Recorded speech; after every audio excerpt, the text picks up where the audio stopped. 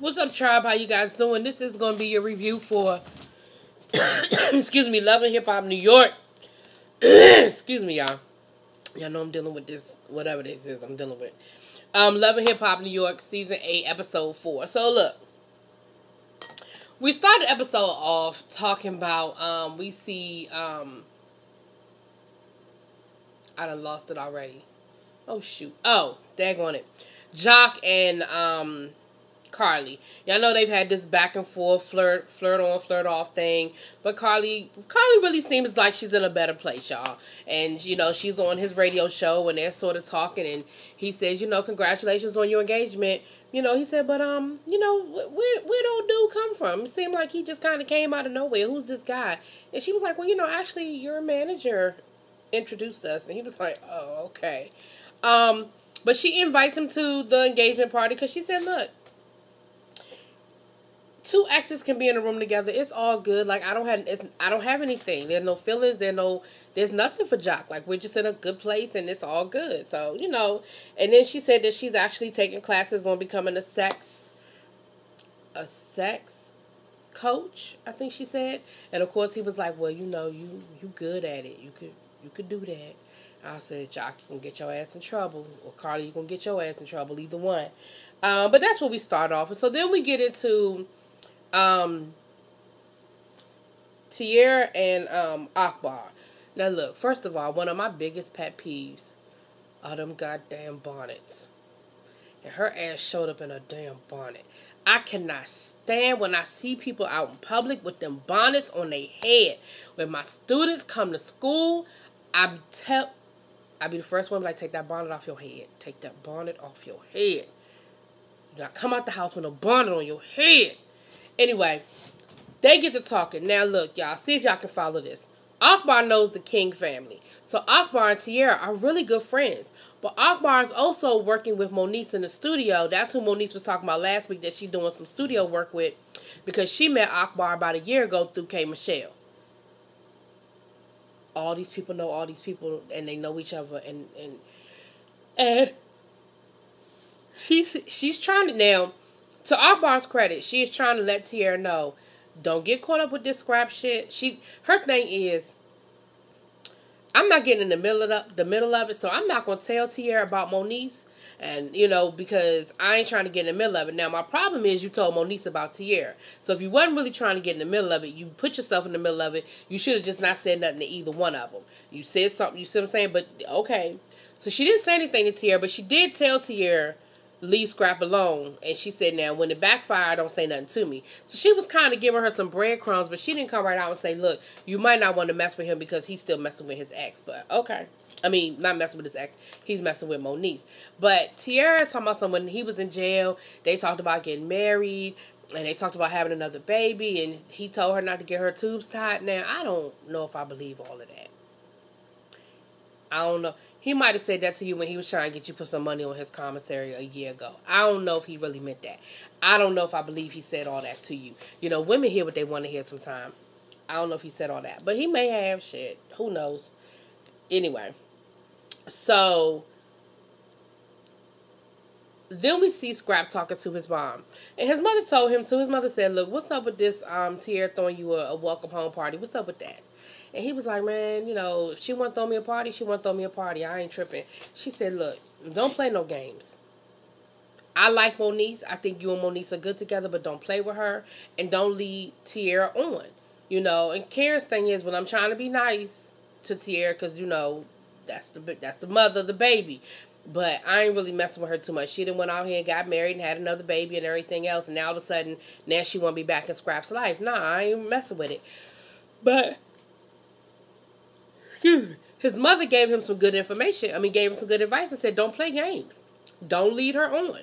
You know, if you're not trying to mess with Teairra, then don't mess with Teairra. But don't play these games back and forth. Don't do that. Scrap talking about something. I ain't doing that. What you tripping? What you tripping on? No, she ain't tripping. She know you. She might have undying love for her children, but she know who her children are. So she telling you don't play these games with these women's hearts. Don't do it. So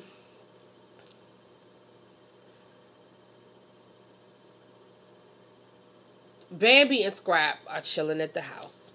They get a phone call from baby mama. Baby mama said, come pick me up. Your mother's crazy. She done put me out the house. I'm over here at the Motel 6. So baby goes to pick her mother up from the Motel 6. And this conversation was interesting. It seemed kind of random, but then it also seemed like it's a conversation that maybe they need to have. And baby was like, look, this is why I didn't want you out here. Because I don't want the drama. She said, I grew up in drama and chaos, and I'm not bringing my child into it. If the two of y'all can't be adults and get along, then we're going to have to figure something else out, because I'm not doing this with y'all. You know, she said, and this ain't even about Mama D. This is just about y'all being adults and being able to deal with it. She said, I know my mother is not innocent. I know Mama D's special, but I know my mother's not innocent either. And I know that my mother has been playing, you know, she's been saying little stuff like this situation is not all on Mama D. And she said, you know, ever since my father died, you've really just been wilding. And, you know, I don't think you understand exactly how bad you made it on me. Like, what is it that you need to do that you need to get yourself together? So the mother got mad. You know, she got her feelings and like, well, look, I'm just going to go home then. I'm just going to go home. And she was like, see, that's what I'm saying. Like, why is that your first response? Just go home. Let's figure out what the issue is. Like, you just, because she said her dad's been gone for, I think she said like 15 years. So I guess her mother's never really got over that heartbreak of losing her dad, you know. So, so they had that conversation, but it was sort of random. But I understand where Bambi's coming from, saying, "Look, I'm not bringing no child into this bullshit. Like, I'm not doing that." Carly wants to have a baby. She went to go see a fertility specialist. She said her and her soon-to-be husband are ready to have a child. They want a little boy, and with modern science, they can pick it. I didn't know they could do that. I didn't know you could see. I didn't know you could see what the egg was or what the first. I didn't know you could see all that and then make a decision. That seemed really interesting to me. Whatever. They want a boy. So, I guess. So, she was just talking about how viable are her eggs and all this other stuff. Okay, cool. Yeah. Jock. Now, Jock claimed he is a changed man, that he is settled down, that, you know he used to be out there wilding, but he is tired of playing the games and he is ready to settle down. He got himself a whole secret girlfriend. And she's an attorney who seems to be doing well for herself. Now, why in the world she will open herself up to be on a reality show of the caliber of a Love and Hip Hop, I don't know.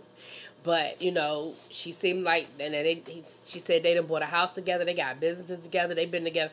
Jock said he's known her for about 4 years, but in the beginning he was wilding out. You know, he was doing his own thing. He said, but for about the last 2 years, he's been trying to be very dedicated to her. Now, we know last year, Jock and Carly had that little flirtation thing going on. Now, he said, well, she don't need to know nothing about it. She know about it. She looked at the same reunion we looked at. What the hell you talking about, Jock? But her thing is, I'm tired of being in the shadows. I want the world to know that we're together. I want the world to know that we're dating. And I think a perfect coming out would be Carly's engagement party. Now, Jock's thing is, well, first of all, I wasn't even planning on going to the party. I was just cool with Carly being over there doing her thing and me being over here doing my thing. So, I don't even know what this whole let's go. He said, but it's also making me a little nervous because she seemed to be real pressed to go to this party. So I'm a little nervous as to whether she got something else planned or something else up her sleeves. And I'm like, I might be a little nervous too because, yeah, why you want this to be your coming out? And Jock's thing is, I'm just trying to protect you from the bullshit. Like he said, it's not even about me hiding you. It's just the minute people find out that you're my girlfriend, then it's gonna be some shit. And I just don't. He said, you got your career, you know, you got a lot going for you. I don't want to expose you to that. And you know what? I can respect that. I can respect that, Jock. But she ain't hearing it. She want everybody to know they together. All right. Moniece and Akbar. Now, first of all, let me say this. And Akbar, I don't even want no beef with you. I don't want no problems. I don't want no beef. But whoever the fuck put that wig on for you need they ass whooped. And if that's what you had up under that bonnet, keep the bonnet on. Keep the bonnet on. It was a cute wig, but whoever put it on, I mean, you could see where it was lifting. You could see it was bad. It was a bad job. I don't know who did it. Whoop their ass. Anyway. So we see Akbar and Moniece in the studio. And she goes to tell Moniece basically that Tierra's having a welcome home party for Scribe. And Moniece was like, well, I don't understand why he wouldn't tell me that. So again, Akbar, if you was really trying to stay out of it, then you should have stayed all the way out of it. You not telling Teairra, but then you telling Moniece, you putting yourself in it. Had you not told either one of them anything, then your hands were clean. But by you telling one and not telling the other, you sort of chose a side. You chose a side. So you let Moniece know what was going on. And Moniece was like, well, you know, I just saw him and I've been, you know, we done been together. We done slept together. We done had all kinds of stuff going on since I've been in Atlanta. Yet he didn't mention he was having this little welcome home party. Okay. And y'all know how Moniece is. She told me, well, I don't know whether to show with flowers or a bat. I said, oh, there she go. That's the Moniece we know. That's her. I said, oh, it's about to scrap. You don't know. You don't open up a can of worms that you ain't ready for. So, Bam had a conversation with her mother. So, Scrap had to have a conversation with his mother. And he had to basically tell her, look, if y'all, you need to get it together. You're going to have to grow up. Like, stop it. So, then he pulled the two of them together and said, look, I'm going to let y'all know now. If y'all can't work this out and figure out a way to work together, y'all won't be a part of the baby's life. We don't have to worry about no grandparents tripping. Because neither one of y'all will be a part of our child's life. Because what me and Bam do not want is bullshit. We don't want this chaos and we don't want this bullshit. So if y'all can't figure out a way to get along, then y'all won't be a part of my son's life. And that's just that. I said, okay, Scrap, I see you putting your foot down with your mama. Okay. And so they apologized to each other. And that damn Mama D said, so she apologized for putting her out and stuff. And then Cece apologized to Mama D. And Mama D was like, well, she said more than that. Scrap was like, well, what happened? I mean, she said she would whoop my ass. So Cece said, well, I apologize for saying that I was going to whoop your ass. Here go Mama D. And I apologize for you knowing that you can't whoop this ass. I said, look, here goes Scrap. Nope. All right, we done. We good. So he ends up, the next day, or guess whatever later, we see he's taking them out to eat. And they're like, where we going? We so far out, where we going? Come to find out, Scrap them went on and got him and Bam a house. He said, we gave up the townhouse because we knew we needed more space, but then I got hurt in Miami, so when I came back from Miami, I had to move in with my dukes because we really didn't have nowhere in Atlanta. And so he done went on and got a house. Now, I'm sure it's something that they're renting. And Bam, now for me, I probably would have been a little upset that somebody would have bought a house or even rented a house without me seeing it. But Bambi was like, look, I'm just so happy to have our own space back. I'm so happy to be out of there. And having that peace of mind of knowing we have somewhere to go when the baby gets here. And so Lil Scrappy says, he says to Cece, to Bam's mother, and you can move in here with us. We got a room for you. Why Mama did get mad? Why Mama did get mad? I mean, mad, like in her feelings, mad, talking about something. I see what you doing. You trying to sneak your way in. Why I can't live here? Scrap was like, because you got your own house down the street. Like, you don't live that. You live a couple of miles from here. You have your own place. What is your problem? Honey, they are a mess. And, excuse me, what's her face says, Cece was like, I can't do this. She was like, look, y'all call me when the baby get here. I ain't fooling with this. I'm going home. And Scrap was like, no. We're going to work this out. Like, mom, you tripping. Like, you need to stop. So, that's a mess. All right, so let's get to the party. It looked like it was a real dry-ass party. It looked like they just found, 5 gaffers, production assistants, and put them in the room with some balloons and some shrimp. And I said that on purpose. It's really shrimp. Please don't say shrimp. And Teairra is like throwing herself at Scrap. Like, it is embarrassing. She keep rubbing up on him and, throwing it back and feeding him food. And you can see he is just like not here for it. Like, he's really not encouraging it at all. So then she gives him this gift and she's like, and then the gift is a key, and it's like, do you want to be with me or something? Like a little old school with the little check box. And she said, that's a key to this, and this, and it's a key to my apartment. So what's up? Scribe was like, yeah. So at that time, Monique sends him a text. She's out front ready to take him back to the halfway house. He was like, well, look, my ride is here. Now, he don't say nothing to them.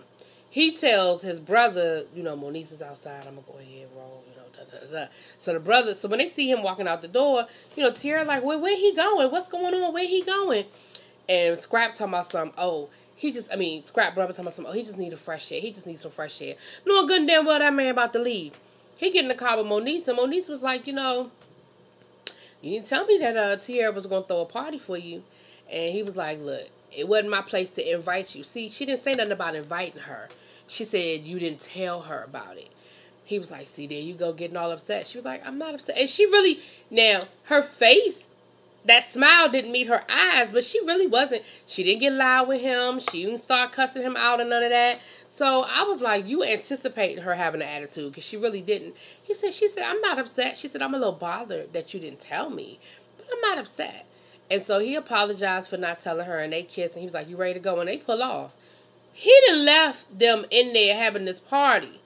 That was disrespectful. Now, I understand what, him leaving and all that, but you could at least say bye. But see, he didn't want Teairra to look outside and see that there was a car out there, and he damn sure didn't want her to see that there was a woman in that car. That's all what all that was about. But anyway, we see Carly talking to her fiance, and he lets her know he got a little problem with the fact that she invited Jock and what that was about. And Jock, she apologized. She said, you know what? I didn't even think of it that way. I was just thinking of it from the point of view of me and Jock are cool. I don't have no feelings for him. And I didn't have no problem with him coming to the party, because it ain't nothing. She said, but I see where you coming from, and I apologize. I said, see, it's a different Carly. She ain't pop off. She ain't get loud. She said, I see your point. I was like, oh. Now, I don't know when the real Carly going to show up, but this Carly, okay. And then she tells him she went to the doctor, what the doctor said, and how she's sort of on a timetable. And he was like, well, I thought we were going to kind of wait, until we had, until we got married and everything. He was like, but if it's a timetable, then, we got to do what we got to do. So, again, it sounds like they really in a good place. They really cool, in a good place. So, last but not least, Tierra shows up to Scrap's house. And she's pissed off about him leaving without saying goodbye, which, again, she has every right to be. Now, we know why he did it. But from her point of view, she has every right to be a little bothered by the fact that he, just left and didn't say anything. I mean, she did throw him a party. He could at least say, thank you. I really appreciate what you did for me. I got to go. He was like, well, it was 6 o'clock. I got to get back to the center. I had to go. She was like, but you could have said goodbye or something. She said, and how did you get there? Oh, a friend picked me up. A friend? What friend? Oh, it's a female friend? Oh, was it somebody you sleeping with? So anyway, they go round and round and round, and he finally ends up telling her that it's Monique. Monique who? Monique Slaughter. Honey, she was like, Monique Slaughter be on her blogs talking about other people's kids, Monique Slaughter? He was like, look. She was like, well, are y'all fucking? He said, we've had relations. Oh, so y'all fucking. He was like, if that's what you want to call it. And then she proceeds to try to fight him. Now, Scribe did the right thing. He didn't fight her back. He didn't do nothing. He waited for production to come and get. And you could tell they wasn't anticipating nothing, because there wasn't no security there. Not like they normally, And production was like, Teairra, because again, this is bigger than some love and hip hop bullshit. And like he said, I'm on probation. I'm at a halfway house. This is a very delicate situation. I can't be involved with no bullshit. Regardless of whether she hit me first, I can't be involved with no mess. And so not only did he remove himself from the situation, he went upstairs. Like, I don't want nothing. I don't want to be around it. And so I feel like, Tierra, you playing, see, it's one thing for a TV show to make a good scene. It's something else when you putting this man's freedom in jeopardy. I feel like if you really do care about him, like you pretending like you care about him, then you'll understand it. It's bigger than this right now. You putting your hands on him could really, truly cause him a bigger issue. Now, the fact that they didn't edit it out, the fact that they allowed it on the show makes me feel like everything is okay, because they could have very easily edited that out if they were really concerned. And he did say that he was going to call somebody. So I guess he called his probation officer. Well, he called somebody to let him know, I guess, what happened. So I'm assuming everything is everything, but it really could be, it could have really escalated into something. But anyway, she left out the house, honey. She done ran around the house trying to get in the house. He done locked the doors, and she banging on the door trying to get back in. You're crazy, Tierra. You're crazy. That's why I don't believe he said all that stuff she said he said. That's what she heard. Them voices in her head told her. That ain't what he said. Anyway, y'all, that's Love and Hip Hop. Y'all let me know what y'all think. Drop it in the comments. Peace.